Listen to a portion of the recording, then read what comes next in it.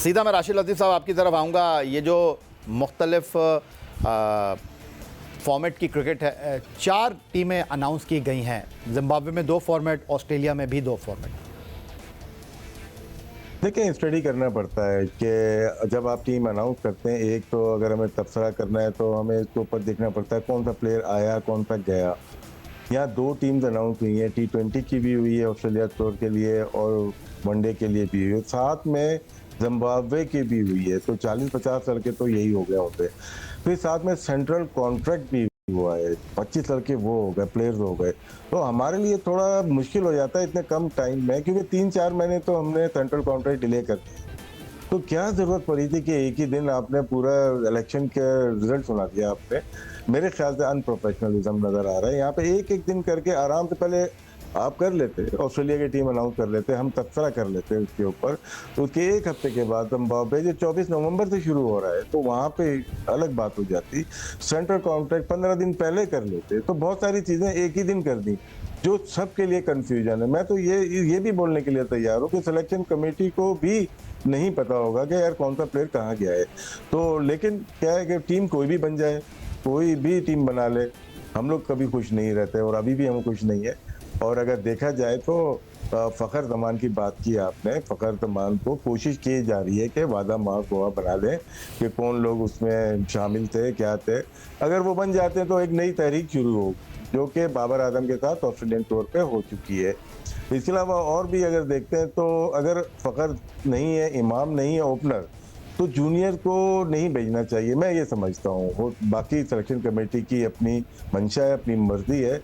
शान मसूद को मेरे ख्याल से ये ऐसा प्लेयर था जिसके अराउंड 50+ उसकी है। हम टेस्ट मैच में क्रिटिसाइज करते हैं और कभी कभार होता भी सही है, लेकिन वनडे में अगर देखते हैं लिस्ट ए में उसकी आउटस्टैंडिंग परफॉर्मेंस है। उस्मान खान के साथ देखें, बाबर आजम के साथ देखें, अगला नाम शान मसूद का 52 की एवरेज के साथ वो खड़ा हुआ है, 15 सेंचुरियां। तो ये कहाँ लेके जाएगा? यही तो मौके होते हैं कि किसी एक प्लेयर ने परफॉर्म किया है। ठीक है, फ़खर को नहीं लिया, 46 की एवरेज है उसकी, मोहम्मद रिजवान टीम के साथ है। हम आगे जाते हैं, रिवॉर्ड देने के लिए शान को नहीं दिया तो साथ में आप सऊद शकील को देख लें, क्योंकि बहुत यंग टीम है, जैसे आपने एंट्रो में बोला, बहुत यंग टीम है, देना चाहिए था। इसके अलावा नोमान अली वगैरह के जो कॉन्ट्रैक्ट है, मैं खुश नहीं हूँ। साजिद खान, ये वो, इनको तो आपको बहुत देना चाहिए था, लेकिन शायद क्रिकेट बोर्ड का तकल्लुफ़ कर रहा है। तो पाकिस्तान के साबिक test captain wicket keeper Rashid Latif ने जो टीम का चुनाव है उसके बारे में अपनी राय का इजहार किया। साथ साथ उन्होंने कहा कि चीज़ों को गुडमुट कर दिया गया है। सेंट्रल कॉन्ट्रैक्ट भी एक ही दिन में, 4 स्क्वाड एक ही दिन में आपने अनाउंस कर दिया है। टेस्ट ओपनर अहमद शहजाद हमारे साथ मौजूद हैं। अगर इनके बारे में मैं ये कहूँ कि जो एक मखसूस खिलाड़ियों का ग्रुप था जो चंद सालों से चला आ रहा था, परफॉर्मेंस टीम की थी नहीं, लेकिन वो टीम उन खिलाड़ियों को कैरी कर रही थी। अहमद शहजाद जो हैं उन्होंने इन चीज़ों की निशानदही की। उन्होंने कहा कि जी सीनियर खिलाड़ी बिल्कुल टीम के लिए बायस इफ्तिखार हैं, उनकी इज़्ज़त करना चाहिए, उनको एहतराम देना चाहिए, लेकिन फॉर्म जो होती है अगर किसी की नहीं है तो फिर आप दूसरे खिलाड़ियों को मौका दें। तो मैं अहमद आपसे ये जानना चाहता हूँ, मुतमईन हैं आप, इत्तेफाक करते हैं, ख़ास तौर पर जिम्बाब्वे में आपने अपने टॉप क्रिकेटर्स को बिठाया है, कप्तान को भी बिठा दिया, ऐसा हुआ नहीं है कभी? जी बिल्कुल, एक राइट डायरेक्शन पे। जहां तक स्पेसिफिकली आप टीम सिलेक्शन की बात कर रहे हैं, बहुत ज्यादा झुंडमुंड तो हमें नजर आ रहा है, क्योंकि 3 से 4 टीमें अनाउंस हुई हैं। एक अच्छी चीज ये है कि बहुत ज्यादा यंगस्टर्स उसमें इन्वॉल्व हैं। आप एक चीज पे तो जरूर बात उठा सकते हैं कि हमें लग रहा है कि लाहौर कलंदर के आधा दर्जन जो प्लेयर हैं, वो कुछ प्लेयर्स ओवरलैप किए गए हैं, जिस तरह अहमद दानियाल है, जहांदाद खान है, उनसे मतलब कि वो प्लेयर्स जिन्होंने परफॉर्मेंसेस की हैं फर्स्ट क्लास के अंदर, अगर उन लोगों को पहले चांस मिलता तो वो ज्यादा होता। अभी तो ऐसा लग रहा है कि शायद सारी क्रिकेट जो है ना लाहौर कलंदर को ही आती है और वहीं के जो प्लेयर्स हैं जिन्होंने क्रिकेट खेली है, ये एक चीज है। लेकिन जहां अहमद, अगर जान की अमान पाऊँ तो आपके इस जवाब के ऊपर एक चीज़ ऐड करना चाहूँगा। आपने बहुत अच्छी बात की कि ऐसा लग रहा है कि आकिब जावेद आए हैं तो लाहौर कलंदर आ गया। इससे पहले हसन चीमा थे तो कहा जा रहा था कि सिर्फ इस्लामाबाद यूनाइटेड के प्लेयर ही मुंतखब हो रहे हैं। तो मुझे सिर्फ ये बता दीजिए, अहमद दानियाल की आपने बात की है, अहमद दानियाल ने ऑलराउंड कारकर्दगी का चैंपियंस कप में मुजाहरा किया, उनको परफॉर्मेंस के ऊपर टीम का हिस्सा बनाया गया है। आपने जिस तरह बात की अब्दुल्ला शफीक के ऊपर बिल्कुल सवाल उठ सकता है कि उनकी परफॉर्मेंस नहीं है, लेकिन बाकी मुझे बताइए साहबजादा फरहान की तो आप खुद बात कर रहे थे कि उनको टीम में होना चाहिए, उसके साथ जो है लाहौर कलंदर के जो है वो जमान खान टीम में शामिल नहीं है, तो उनके बारे में आप क्या कहेंगे? जांदाद खान के बारे में तो आप खुद कह रहे थे कि उनको होना चाहिए। नहीं, मैंने जांदाद खान के बारे में कभी नहीं कहा। दूसरा, आप अहमद दानियाल की परफॉर्मेंसेस की बात कर रहे हैं। यहाँ पे ऐसे प्लेयर भी हैं जो तीनों फॉर्मेट्स के अंदर पिछले 4-4 साल से परफॉर्मेंसेस कर रहे हैं, 3-3 साल से परफॉर्मेंसेस कर रहे हैं और चांसेस नहीं मिलते। आपके पास अहमद दानियाल से अच्छी ऑप्शंस पड़ी हैं, ये देखने वाली बात है। जांदाद खान अभी थोड़ी देर पहले टेप बॉल क्रिकेट खेल रहे थे, अब वो पाकिस्तान की कैप पहन के खेलेंगे, बड़ी अच्छी बात है। देखें, मैंने आपको पहले भी बोला है कि आकिब जावेद ने आके कुछ चीजें बहुत अच्छी की हैं और हम इस बात में उसके साथ हैं। जब तक वो यंगस्टर्स को खिला रहे हैं, यंगस्टर्स को मौके दे रहे हैं, हमारी तरफ से सारी सपोर्ट रहेगी। लेकिन थोड़ी सी होमवर्क कर लें कि पिछले 3-3 सालों से परफॉर्मेंसेस कौन कौन दिए बैठे हैं, क्या वो ओवरलैप तो नहीं हो गए? हम सिर्फ ये कह रहे हैं।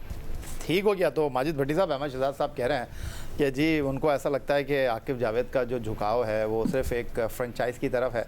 मैंने अहमद के सामने ये सवाल रखा, यही सवाल मैं आपकी तरफ भी लेकर आ जाता हूँ। शाहीन शाह अफरीदी सेंट्रल कॉन्ट्रैक्ट में ए से बी में आए तो आकिब जावेद के कप्तान हैं वो, इस पर भी सवाल होना चाहिए कि आकिब जावेद ने वहाँ उनको सपोर्ट नहीं किया। आपने सेंट्रल कॉन्ट्रैक्ट में डिमोट किया है हारिस रऊफ को, ये भी लाहौर कलंदर के खिलाड़ी हैं। उसके साथ साथ जमान खान टीम में शामिल नहीं हुए हैं, उस पर कोई बात नहीं कर रहा। साहबजादा फरहान पे तो खुद आप बात कर रहे थे, 3-3 4-4 साल से आप परफॉर्मेंस दे रहे हैं, तो सिर्फ ये क्या देना कि जी लाहौर कलंदर की तरफ सारा झुकाव है, आप क्या कहेंगे?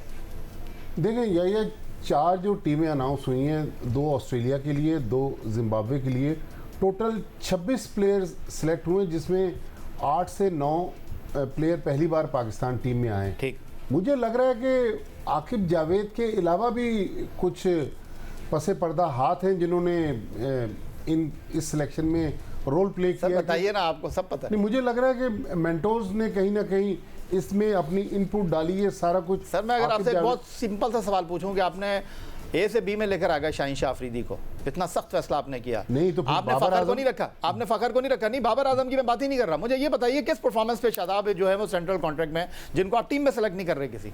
चलें, शादाब खान भी बिल्कुल आपका एक वैलिड सवाल है, लेकिन बाबर आजम चूँकि पाकिस्तान के सबसे बड़े इस वक्त स्टार हैं, तो मैं उन लोगों से जो इस वक्त इक़्तिदार में बैठे हुए हैं पाकिस्तान क्रिकेट बोर्ड में, ये पूछना चाहता हूं कि आपने पिछले 1 साल की परफॉर्मेंस पे नए कॉन्ट्रैक्ट दिए हैं, उन कॉन्ट्रैक्ट में आपने शाहीन शाह अफरीदी को तो डिमोट कर दिया जी, तो बाबर आजम कैसे रिटेन करते हैं ए कैटेगरी?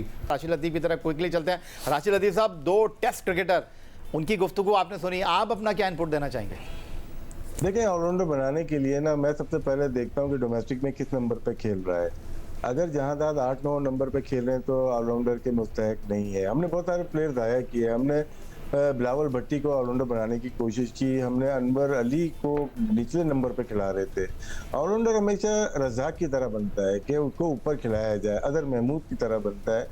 वसीम भाई भी ऑलराउंडर थे, लेकिन कंप्लीट ऑलराउंडर नहीं थे, क्योंकि उनका नंबर भी मेरे या मोइन के बाद आता था। ऑलराउंडर हमेशा डोमेस्टिक से आता है, वो टॉप ऑर्डर से आता है।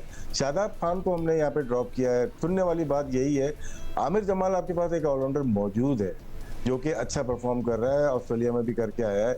एक ऑलराउंडर आपके पास शादाब, जिसकी T20 की परफॉर्मेंस अच्छी थी, हम उसको सेंट्रल कॉन्ट्रैक्ट तो दे रहे हैं, हम उसको सिलेक्ट नहीं कर रहे, तो मैं किससे पूछूंगा? ये यार, ये इतना अच्छा है कि बी कैटेगरी दी है हमको, ये तो बहुत ही अच्छा है। इसने चैंपियन कराई अपनी टीम को, ये तो और अच्छा हो गया।